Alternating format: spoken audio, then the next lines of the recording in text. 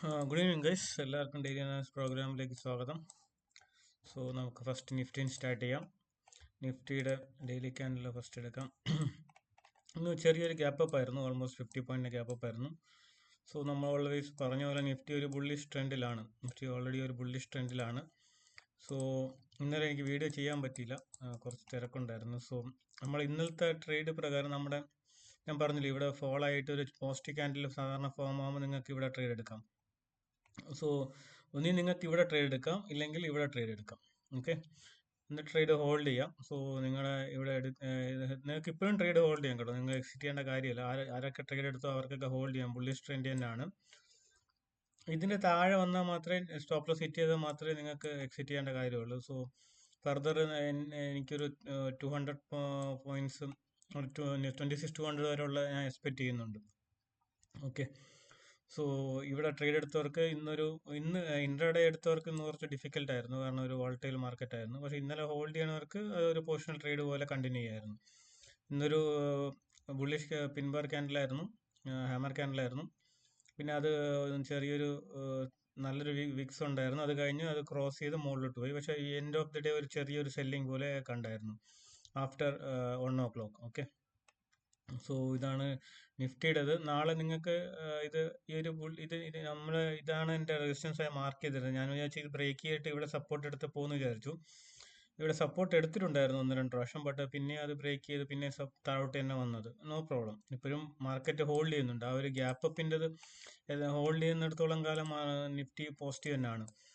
ഞാൻ last week പറഞ്ഞ പോലെ ഈ ഗ്യാപ്പ് ഫില്ലായ പിന്നെ ആ ഒരു ഗ്യാപ്പ് അപ്പിന് ഇമ്പോർട്ടൻസ് ഇല്ല. സോ അത് മാർക്കറ്റ് മുകളിലോട്ട് തന്നെയാണ് പോയിക്കൊണ്ടിരിക്കുന്നത്. ബാങ്ക് നിഫ്റ്റിയും പോസിറ്റീവ് തന്നെയാണ്. ബാങ്ക് നിഫ്റ്റിയുടെ 5 മിനിറ്റ് ചാർട്ട് എടുക്കാൻ നോക്കുകയാണെങ്കിൽ നമ്മൾ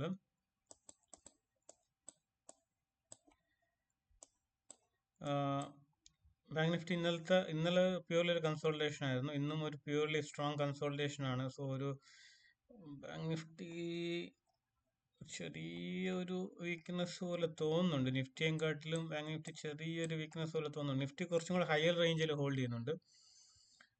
ബാങ്ക് നിഫ്റ്റി ചെറിയൊരു വീക്ക്നെസ് പോലെ തോന്നുന്നുണ്ട്. ഇതിന്റെ താഴോട്ടാണെങ്കിൽ ചെറിയൊരു സെല്ലിംഗ് പ്രഷർ വരാനുള്ള ചാൻസ് ബാങ്ക് നിഫ്റ്റിയിലുണ്ട്. നിഫ്റ്റിയിൽ എനിക്ക് തോന്നുന്നില്ല. നോക്കാം, നമുക്ക് നിഫ്റ്റി സ്മോൾ ക്യാപ്പും മിഡ് ക്യാപ്പും നോക്കാം. സ്മോൾ ക്യാപ്പ് നോക്കുകയാണെങ്കിൽ സ്മോൾ ക്യാപ്പിൽ ഞാൻ പറഞ്ഞില്ലേ, ഇവിടെ നിന്നൊരു മുകളിലോട്ടുള്ള ട്രേഡ് ചെയ്യാൻ മൂവ്മെന്റ് തന്നെയാണ് കാണിക്കുന്നത്. ടെമ്പററി ബോട്ടം പോലെ ഫോർമേഷൻ ഉണ്ടായെന്നാണ് എക്സ്പെക്ട് ചെയ്യുന്നത്. ഒരു 0.50 അപ്പായിരുന്നു. നിഫ്റ്റി മിഡ് ക്യാപ്പും അപ്പായിരുന്നു 0.39%. ബിറ്റ് കോയിൻ ഒന്ന് നോക്കാം. ബിറ്റ് കോയിന് നമുക്ക് 15 മിനിറ്റ് ചാർട്ട് നോക്കാം.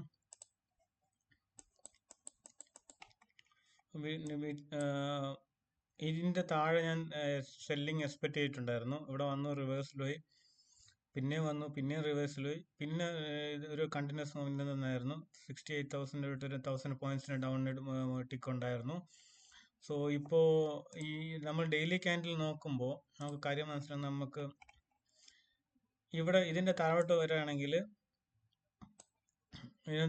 നമ്മൾ ഇതുവരെ നിങ്ങൾക്ക് ടാർഗറ്റ് അവിടെ എക്സ്പെക്ട് ചെയ്യാം. അവിടെ നിന്ന് റിവേഴ്സൽ, ഇവിടെ നിന്ന് റിവേഴ്സൽ ആവുന്നുണ്ട്, കുറച്ച് റിവേഴ്സൽ വരുന്നുണ്ട്. സോ ഈ ഒരു ഏരിയയിലൊക്കെ ക്ലോസ് ചെയ്യാനുള്ള ചാൻസ് കാണുന്നുണ്ട്. അല്ല, ഇത് താഴോട്ടാണ് ക്ലോസ് ചെയ്യണം, then ഫർദർ സെല്ലിങ്ങിനുള്ള ചാൻസ് ഉണ്ടാവും വരും ദിവസങ്ങളിൽ. സോ ഇന്നത്തെ ഡേ ക്യാൻഡിൽ എങ്ങനെ ക്ലോസ് ചെയ്യാൻ നമുക്കൊന്ന് നോക്കാം. ഓക്കെ, സോ സിൽവർ നോക്കാം. സിൽവർ ഒരു പോസിറ്റീവ് ട്രെൻഡ് ആയിട്ടില്ല. ഗോൾഡ് കുറച്ചും കൂടെ ഒരു പോസിറ്റീവ് ട്രെൻഡാണ്.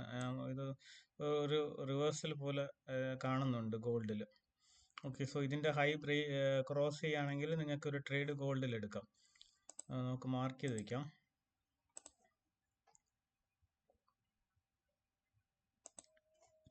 ഇതിന് ഹൈ ബ്രേക്ക് ചെയ്യുകയാണെങ്കിൽ നിങ്ങൾക്ക് ഒരു റിവേഴ്സൽ ട്രേഡ് ഗോൾഡിലോട്ട് എടുക്കാം, ഒരു 1:3 റേഷ്യോയിൽ. ഓക്കെ, സോ ഇതെല്ലാമാണ് guys daily analysis. Heat map ഞാൻ ഇന്ന് പറയുന്നില്ല, നാളത്തെ വീഡിയോയിൽ കവർ ചെയ്യാം.